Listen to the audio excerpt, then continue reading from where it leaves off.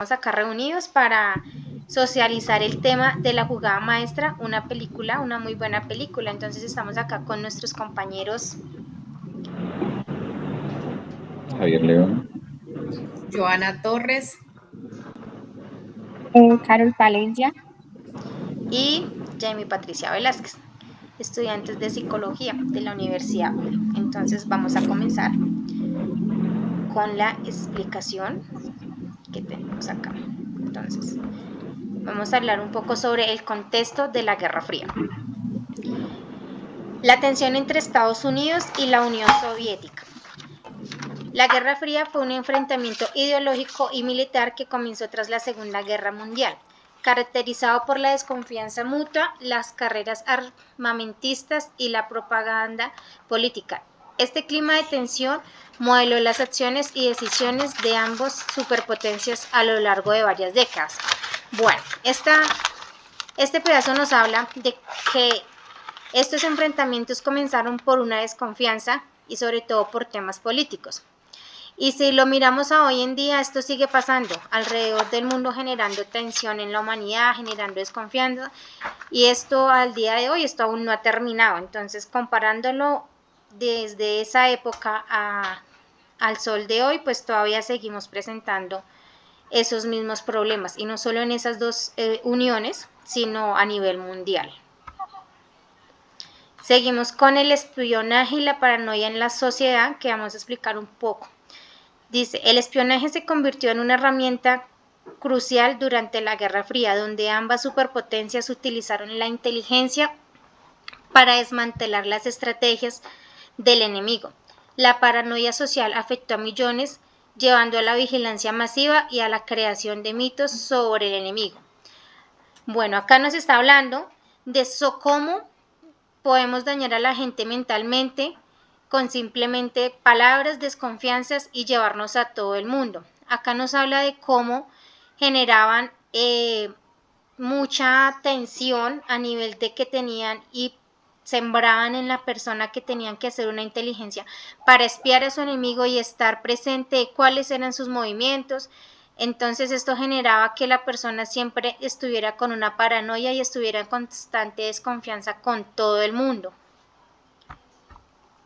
Seguimos hablando un poco sobre el impacto de la percepción pública del ajedrez. Durante la Guerra Fría, el ajedrez emergió como un símbolo de guerra intelectual y rivalidad y cultura. Las partidas de ajedrez, especialmente aquellas que involucraban a los jugadores como Bobby Fischer, se convirtieron en el reflejo de la lucha política entre las naciones y la percepción pública sobre el conflicto.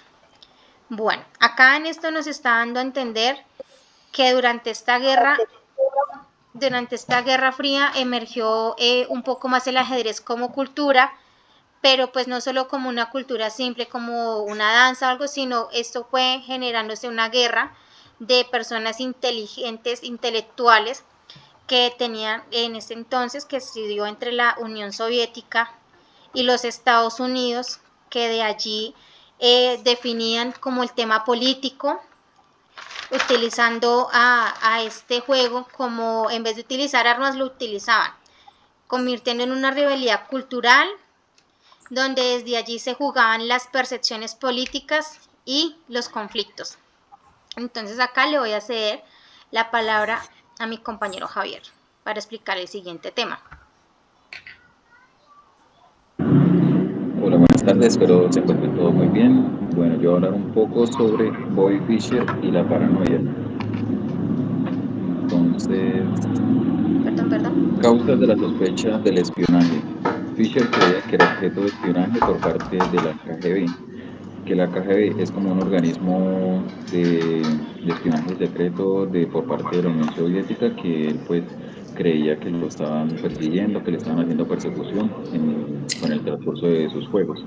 Bueno, y también era un poco exacerbado por el clima de desconfianza que permeaba la Guerra Fría.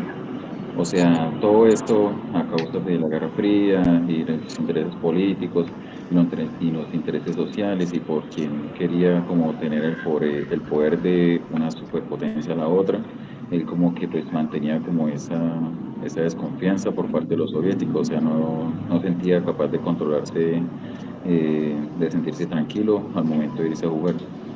Esto, bueno, también podemos observar que su obsesión con el ajedrez y su particular vulnerabilidad emocional incrementaron esa percepción, llevándola a ver conspiraciones donde no las había. Entonces, ¿por qué la vulnerabilidad emocional? O sea, al tener bastante vulnerabilidad emocional, se sentía que, por ejemplo, las personas al darles una opinión diferente a la que él deseaba tener, entonces él como que tomaba como una actitud de rechazo o de querer hacer las cosas a su manera. Por otro lado, tenemos la vida personal de Fischer. ¿Quién es Fischer? ¿Cómo fue su infancia? Y qué lo marcó hasta el día de su muerte, por decirlo así. Entonces, Bobby Fischer tuvo una infancia complicada, marcada por el aislamiento social y la presión familiar debido a su genio en el ajedrez. Este entorno, combinado con la tensión política de la época, contribuyó a su creciente paranoia y la desconfianza hacia los demás. Entonces, ¿por qué el entorno familiar lo afectaron tanto? Porque pues él, como podemos observar en la película, él se la pasaba mayormente solo en habitación, haciendo sus propias jugadas en su propio tablero personal que él tenía. Esto también afectaba un poco el hecho de que no tuvo como una figura paterna desde niño, entonces al ver a su madre como con otra persona, como que le daba como un poco de afectación emocional, como que no podía sentirse tranquilo o seguro por parte de eso. Y también en su genio en el ajedrez, como pudimos observar, él desde muy pequeño se notó el dote o el genio por parte de este juego, que lo conllevó a llevar a una parte muy importante a nivel del país, o sea, a nivel político.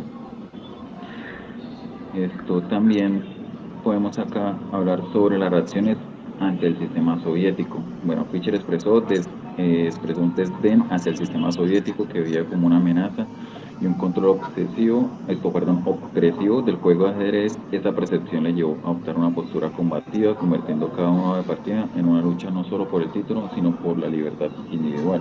Bueno, ¿esto qué nos quiere decir?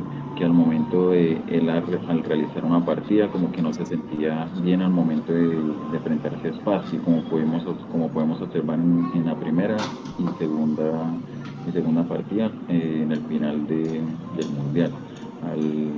En el primero, al no sentirse tranquilo por medio de las cámaras, por medio de los ruidos de las personas, que por medio de la tos de las personas, que pues, obviamente era normal como sí, de las personas y también de los micrófonos. Entonces, por ese motivo se sintió bastante abrumado al llevarlo a un momento de juzgarse a sí mismo y de cometer un error que la verdad lo marcó bastante porque pues gracias a ese error la Unión Soviética pues tomó ventaja de esto. Entonces ya en la segunda partida él decidió como colocar sus propios criterios para poder jugar y pues como la Unión Soviética y todos los organizadores del juego no pudieron complacerle, por decirlo así, estos criterios que él decía, pues decidió no ir, entonces dándole a entender así a la Unión Soviética que él no estaba tratando de estar de parte del país, ni uniones políticas, ni religiosos, ni nada de eso, sino obviamente que él solamente lo único que le importaba era el título de ser el mejor a nivel mundial. Bueno, siendo así, no siendo más, le doy mi palabra a mi siguiente compañera, que es Joana. Gracias, Javi. Bueno, en una de las escenas de la película La jugada maestra, vamos a encontrar al representante de Bobby con el sacerdote, en el cual pues ellos hablando en una conversación que tienen, manifiesta lo siguiente: estamos en guerra, solo que no es una pelea con armas y misiles, no por ahora, es una guerra de percepciones. Entonces vamos a analizar un poco lo que es la frase que manifiestan este par de personas que mantienen, entablan conversación. Y la frase en la escena del hotel resalta pues la naturaleza de la Guerra Fría como un conflicto no solo militar, sino también psicológico. Podemos ver también que la referencia a armas y misiles refleja la tensión y la mentalidad bélica de la época. Es interesante porque el representante de Bobby tenía intereses, no solamente económicos, sino que también tenía intereses ideológicos. Por eso él manifiesta esta pregunta al sacerdote. Y también aprovechando un poco de que Bobby Fischer tenía obviamente problemas psicológicos. Continuamos con el segundo, por favor. El significado de la guerra de percepciones. Entonces, la guerra de percepciones implica que el verdadero conflicto se basa en manipular la opinión pública y crear imágenes del oponente. La lucha de Fischer simboliza una resistencia a la narrativa impuesta por el sistema soviético. Siempre pudimos observar durante la película que Fischer siempre quiso hacer las cosas a su modo y no aceptaba pues correcciones o no aceptaba sugerencias.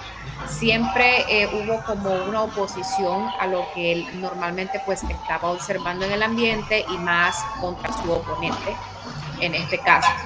Entonces, mientras ellos buscaban manipular a la opinión pública, Fischer quería demostrar otra cosa a su manera. Entonces, es interesante poder observar y rectificar lo que él quería mencionar con su comportamiento. Puedes pasar a la tercera. Entonces, las implicaciones para Fischer. Fischer tenía una lucha personal, manifiesta en su rechazo a la expectativa soviética y su deseo de demostrar su valía. Cada partida se convierte en un acto de desafío, representando no solo un juego, sino una búsqueda de identidad y autonomía. Entonces, para Fischer, cada partida que él llegaba a jugar era demasiado importante y la meta para él siempre era ganar.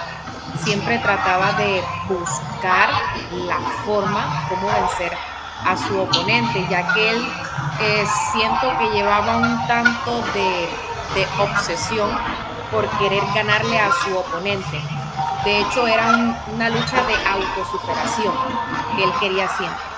Entonces, pues, para él no solamente era un juego, sino que iba un poco más allá de su naturaleza como persona.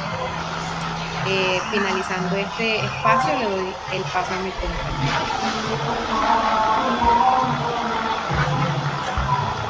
Buenas tardes. Yo voy a hablar sobre el ajedrez como poder y la importancia del ajedrez. El ajedrez como poder. Bueno, para Estados Unidos la victoria de Bobby Fischer en 1972 representó un triunfo no solo en el ajedrez, sino también en la batalla ideológica contra el comunismo. El ajedrez se convirtió en un símbolo de la mente americana y la libertad frente al control soviético. Esta imagen nos representa cómo el ajedrez fue un símbolo de poder durante la Guerra Fría. Para Estados Unidos la historia de Bobby Fischer en 1972 fue muy importante y no solo fue deportiva, sino que también psicológica e ideológica, porque fue una forma de demostrar que el modelo americano, que se basaba en la libertad individual, podía vencer al sistema soviético, que era más rígido y controlado. Esto ayudó y el ajedrez los ayudó a que se convirtiera en un escenario libre para poder expresar las ideas políticas y valores sociales que tenían ellos dos.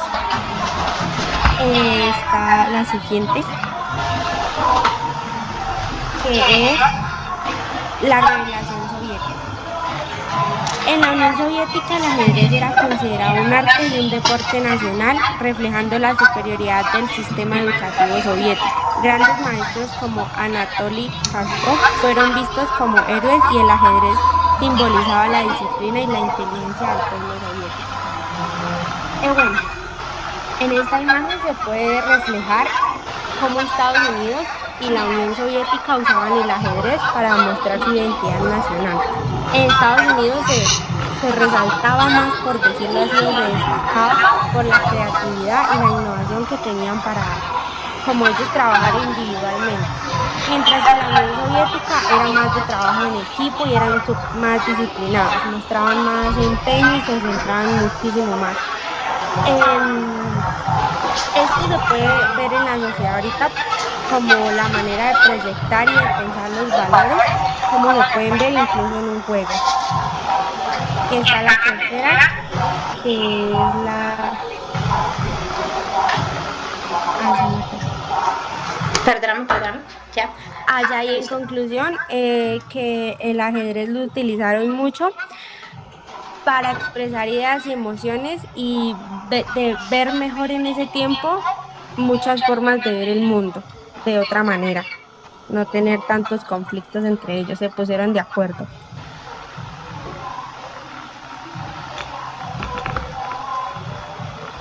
Gracias. Bueno, muchas gracias a todos. Pues realmente fue una película muy nutritiva. Se conoció mucho más de dónde proviene el ajedrez, sobre todo de poder observar en lo que yo puedo dar como opinión, o sea, cómo digamos, cómo poderlo decir, cómo una adicción a algo nos puede generar tanto daño mental y no poderlo controlar, a pesar de que muchas personas estuvieron ahí para intentarlo y no lo lograron, y saber que al final de cuentas él terminó siendo el que venció a los mejores en ese momento, y terminar después de tantos años en la calle. Eso realmente, por parte de la película y la historia, me dejó muy impactada.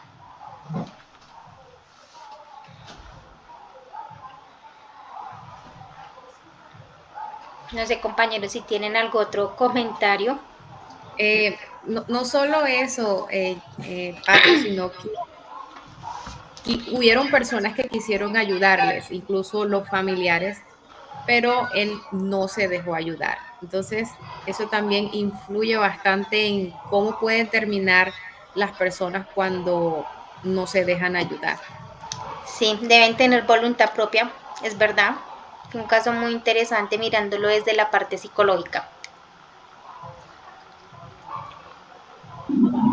Bueno, y pues también como para complementar lo que dicen nuestras compañeras, es como por ejemplo al no tener, por ejemplo, no dejarse ayudar y eso, y por ejemplo al que muchas personas como por ejemplo su mamá o sus amigos o el cura que siempre lo acompañaba, al darles una perspectiva totalmente diferente, hacía que en él generaban como una cierta sensación de rechazo a cualquier tipo de persona, porque el único verídico que existía en su realidad era su propia razón, su propio criterio. Y esto lo conllevó a ciertas situaciones bastante difíciles, como por ejemplo, como decía mi compañera Jamie, o Joana, bueno, una de las dos, a llevarlos a situación de calle. Que cómo se puede perder una mente tan rica, tan aprovechable en el mundo del ajedrez, porque pues de él se podría sacar un muy buen profesor, por ejemplo, por alguna universidad o por diferentes personas como para poder tomarlo como un ídolo para poder llegar a ser como él. Pero pues a veces las cosas no son como lo planean y pues por ser de una mente difícil lo conllevó a este tipo de resultados.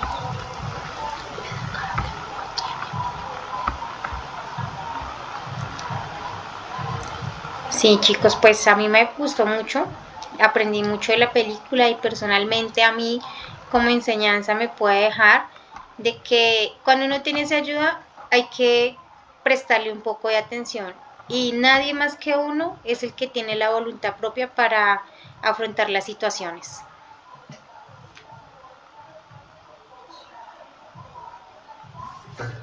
Muy bien, y ya finalizando pues esta intervención, pues saber aprovechar la inteligencia pues que tiene cada uno de nosotros, o los dotes que tenemos cada uno de nosotros, y explotarlo de la mejor manera.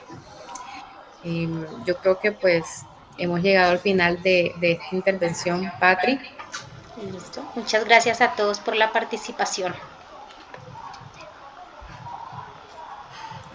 Gracias a ti. ¿A qué conclusiones llegaron luego de trabajar la relación de la Guerra Fría con el ajedrez? Yo creo que es bastante interesante porque hay que tener en cuenta que era una guerra fría, es decir, guerra de inteligencia, o sea, jugaba mucho la mente, jugaba mucho las estrategias. Entonces, para mí es importante resaltar esa parte de que uno, por ejemplo, en una guerra, no solamente nos podemos ir a los golpes o utilizar armas, sino que la mayor arma que tenemos nosotros es nuestro propio pensamiento, nuestro cerebro, la manera como podemos proyectar, la manera como podemos ejecutar estrategias para poder llegar al fin, para poder llegar a una meta. Entonces, para mí resulta demasiado importante e interesante. No sé si alguien más quiere aportar. Yo. Javi. Bueno, pues también para que lo dice mi compañera Joana, para preguntar un poco en por qué era tan importante esta guerra fría para la Unión Soviética y para los Estados Unidos. ¿Por qué? Porque pues, antes de ellos ser enemigos, eran amigos que se juntaron para poder derrotar a Alemania, que era como que tenían entonces eran los nazis y todo eso. Y luego de eso se enfrentaron entre ellos mismos para poder tener el poder supremo o soberano de la potencia más importante del mundo. Entonces, el ajedrez influyó bastante, por ejemplo, a la violencia militar, que no hubieran tantas muertes en esos momentos por medio de entre muchas personas que perdían la vida en vano por tierras, obviamente, muchos soldados, que a veces soldados, personas que obviamente no saben que porque estamos peleando una guerra que es prácticamente su vida, que la vida es una sola, que se van a campo de batalla y pierden la vida y ya, hasta ahí, perdón. Entonces, el ajedrez fue como un alto al juego en ese entonces, como para poder poner un contexto más entablado, por decirlo así, el poder soberano entre cada potencia mundial. Y ya, no sé si me queda ahora con... Ok, bueno, digamos que es muy interesante lo que dicen los dos, porque de hecho sí, lo que dice la compañera Joana, esto es más de una guerra intelectual, donde llevó, digamos, el juego a ser parte política, a ser parte de dejar armas, pero vivirlo como por la parte intelectual, de mirar las estrategias, y esto afectó a muchas personas, como lo mencionábamos anteriormente en alguna parte de la explicación, generar paranoia entre las personas, porque se les sembraba de que a cualquier momento te iban a atacar, de que a cualquier momento alguien te iba a generar algún daño, eso pues le generaba mucho problema mental a la gente. Entonces, no sabiendo manejar eso en ese momento, hubo muchas pérdidas de personas, ¿sí? Con problemas de demencia, problemas de locura, ¿sí? Y pues fue un proceso, o sea, fue una época muy difícil en ese entonces. Y concluyéndolo hoy en día, pues debido a todos los procesos que se han conocido hoy en día, se ha mejorado mucho eso para lograr lo que mencionaban los compañeros anteriormente. Tener estrategias para alcanzar un logro, una meta, pero sin generarnos daños mentales. Bueno, yo también... Sigue, perdón. Bueno, yo también estoy de acuerdo con mis tres compañeros porque a mí también me pareció que el ajedrez fue más que un juego. Yo creo que fue un símbolo de lucha ideológica entre las dos superpotencias donde las dos tuvieron la oportunidad como de tener y cambiar diferentes o ponerse de acuerdo en sus diferentes políticas y culturas. Y me parece que fue una buena forma de arreglar ciertos problemas o ideologías diferentes. Sí, esto nos lleva a que, digamos, en conclusión también, para resumir esto, debemos tener un buen control mental de nosotros mismos, autoevaluarnos, autorrevisarnos, para generarnos buenas estrategias a lo largo de la vida cotidiana, en la vida laboral, en la vida profesional. Porque mirándonos nosotros somos multifacéticos, tenemos muchas cosas que hacer y muchas veces nos dejamos vencer por esas cosas, nos agobiamos, nos dejamos llenar por depresiones, pero hay que crear estrategias como se juega en el ajedrez. Por ahí dicen que el ajedrez es muy importante y es muy similar a las cosas de la vida. Entonces ahí yo creería pues cerrar, concluir esto, no sé los compañeros qué más opinan. Listo, ok, no sé, tenemos otra pregunta pendiente, no sé si ya la tienes ahí a la mano de casualidad. Sí, ¿consideras importante estudiar sobre el deporte y la relación con el contexto histórico y por qué? Bueno, ¿consideras importante estudiar sobre el deporte? Sí, tener un deporte en nuestra vida, o practicar un deporte en nuestra vida definitivamente suma algo positivo. Si es el ajedrez, nos ayuda a nuestra capacidad cerebral definitivamente a explotarla, porque es un juego de estrategia donde podemos poner en funcionamiento y mirar cómo podemos vencer al enemigo de una manera sencilla, positiva o fácil. Y de hecho, pues este juego, no solo el ajedrez, sino que hay muchos deportes que nos pueden ayudar a tener un buen desarrollo de pensamiento. Entonces, para mí, tiene una gran importancia y sí vale la pena estudiarlo. ¿Alguien más quiere complementar algo? Sigue, Carol. Qué pena. El deporte también es súper fundamental para la salud mental de nosotros mismos, ya que mediante él podemos como fortalecer nuestras emociones, fortalecer todo lo que de pronto nos puede afectar y nos puede sacar de todo eso, nos ayuda a fortalecer nuestra salud mental, mejor dicho. Ok, bueno, y yo también digo que es muy importante y a través sobre todo la parte histórica, porque en este trabajo que se realizó con el tema del ajedrez, a mí particularmente me gusta jugar ajedrez. No soy la más tesa tampoco, pero lo entiendo muy bien, me gusta por la parte tan estratégica que hay que saberlo jugar, pues para poder lograr ganarle al oponente. Y adicional a eso, en este trabajo que se realizó, jamás pensé la historia detrás de este deporte, de esta cultura. Entonces yo pienso que así para otros trabajos, para otros deportes, para otras culturas, revisar la historia es muy importante de cómo se creó, qué implicó, por qué nació, por qué surgió, para poder lograr entender y ver la importancia que aporta a nuestras vidas. Ok, pues en conclusión yo puedo poner algo de lo que nos está diciendo Jamie, que por ejemplo yo no sabía la historia de la ajedrez, sabía muy poco, sabía que era juego, pero pues no sabía que detrás de eso existía algo que fue tan importante en la historia de los países, que fueron los potentes. Entonces, pues, ¿qué puedo opinar del deporte? El deporte, la verdad, nos ayuda bastante como para poder ejercitar nuestro cerebro, para poder ejercitar también nuestra base física, porque nos ayuda bastante. Y contar la historia de un deporte, pues, nos ayuda a entender un poco mejor la historia sociocultural de esta. ¿Por qué? Porque así podemos tener, por ejemplo, ya en algún lugar diferente que estén practicando cualquier deporte, entonces podemos tener ya una idea más clara de lo que están haciendo, de lo que están realizando, y cómo lo están haciendo, cómo se juega, qué estrategias pueden utilizar, qué métodos pueden realizar para poder llegar a la victoria, cómo se pueden esforzar. Entonces, tener un buen concepto de estas es de gran importancia para nosotros también, y tanto para cuando uno se le da la oportunidad de poder jugar, esa oportunidad de hacer. Y pues, conocerlo más, que todo, pues, sería todo. Javi, no solo eso, quería aportar algo más, es que, bueno, no solo en las cuestiones de juego, sino que por lo general somos seres sociables y a través del deporte podemos hacer interacciones con demás personas, conocer diferentes culturas, entablar relaciones con demás personas, conocer cultura y todo eso. Entonces, influye yo creo que en todas las áreas de nuestra vida, definitivamente. Sí. Bueno, compañeros, pues es muy nutritivo. Bueno, entonces yo agradezco mucho poder trabajar con ustedes, haber logrado